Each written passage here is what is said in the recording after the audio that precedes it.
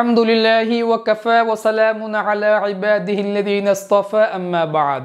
কাছের দূরের দেশের প্রবাসের সমস্ত মুসলমান ভাইদেরকে জানাই ঈদ মুবারক, ঈদের শুভেচ্ছা। সম্মানিত ভিউয়ার্স, আসছে সামনে ঈদ উল ফিতরের দিন এবং ঈদ উল ফিতরের নামাজ।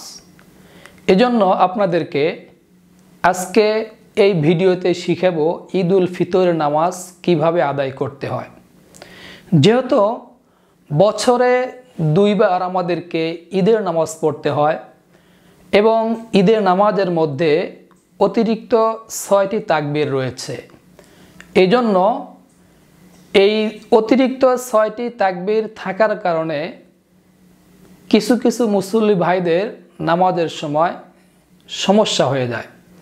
এজন্য এই ভিডিওটি দেখলে আপনাদের জন্য নামাজ আদায় করাটা সহজ হবে এবং বিশুদ্ধভাবে ইমাম সাহেবের পিছনে নামাজ আদায় করতে পারবেন। আর যদি না দেখেন তাহলে হতে পারে কোনো মুসল্লি ভাইদের নামাজের অবস্থা এই ভিডিওর মতো। আল্লাহু আকবার,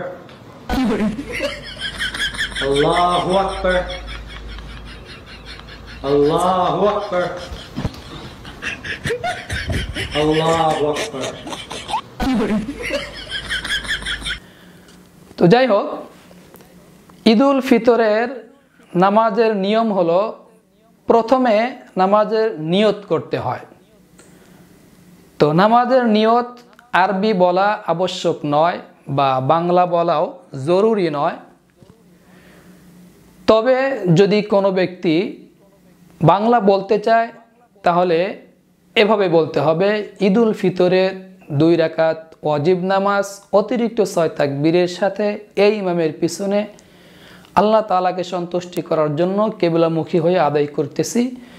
আল্লাহু আকবার।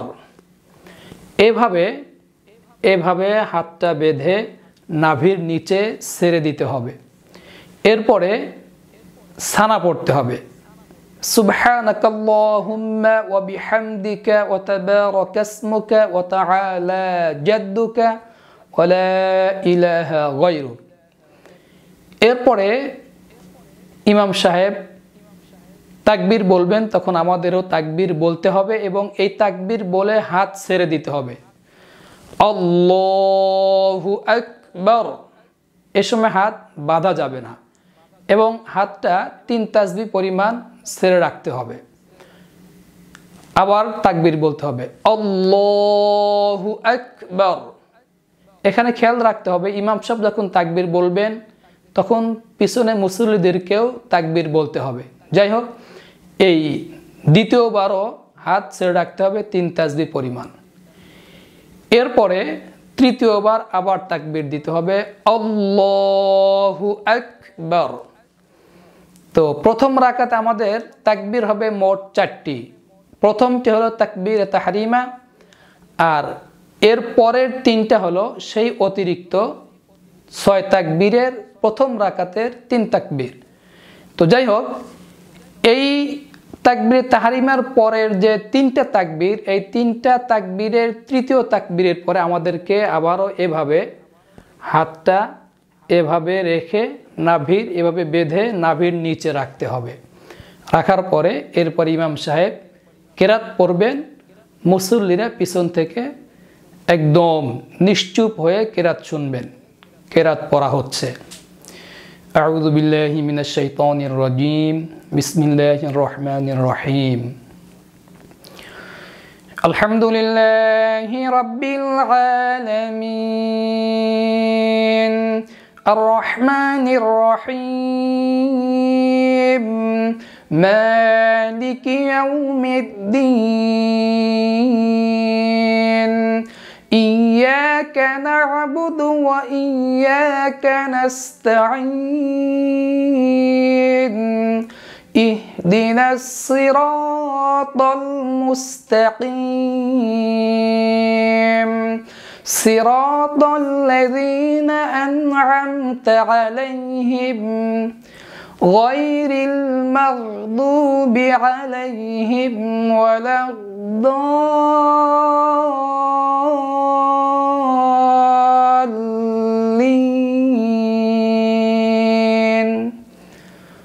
আস্তে আমিন বলতে হবে।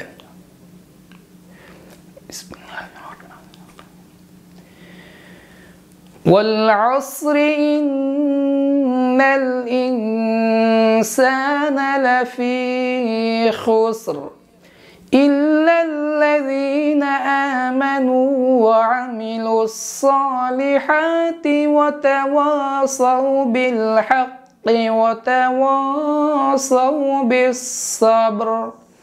بس এরপরে ইমাম সাহেবের সাথে আল্লাহু আকবার বলে রুকু করতে হবে, এরপরে 2 সেজদা করে আবার দাঁড়িয়ে যেতে হবে।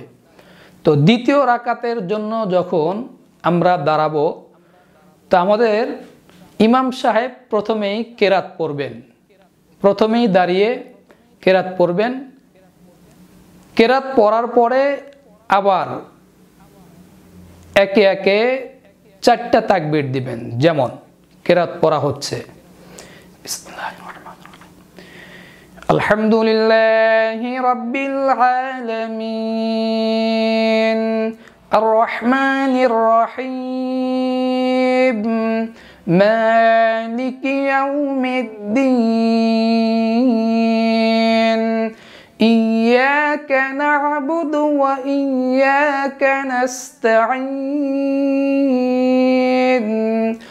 اهدنا الصراط المستقيم صراط الذين أنعمت عليهم غير المغضوب عليهم ولا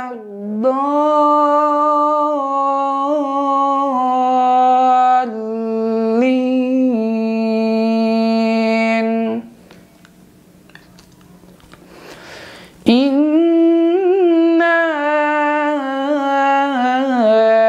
أعطيناك الكوثر فصل لربك وانحر إن شانئك هو الأبتر। তো এরকম ভাবে যখন ইমাম সাহেব কেরাত শেষ করবেন, কেরাত শেষ করার পরে এখন আবার 4টা তাকবীর বলতে হবে। তার মধ্যে প্রথম 3টা তাকবীর হলো অতিরিক্ত তাকবীর, এরপরে চতুর্থ তাকবীর হলো রুকুতে যাওয়ার তাকবীর। তো তাকবীর দেওয়া হচ্ছে আল্লাহু আকবার, হাত ছেড়ে দিতে হবে, 3 তাসবিহ পরিমাণ হাত ছেড়ে দিয়ে রাখতে হবে। আবার আল্লাহু আকবার, আবার তৃতীয় তাকবীর আল্লাহু আকবার, এরপরে চতুর্থ তাকবীর দিয়ে ইমাম সাহেবের সাথে রুকুতে যেতে হবে আল্লাহু আকবার। এভাবে রুকু করে সেজদা করে 2 সেজদা করে এরপরে আত্তাহিয়াতু দরুদ শরীফ দোয়া মাসুরা পড়ে ইমাম সাহেবের সাথে সালাম ফিরাতে হবে।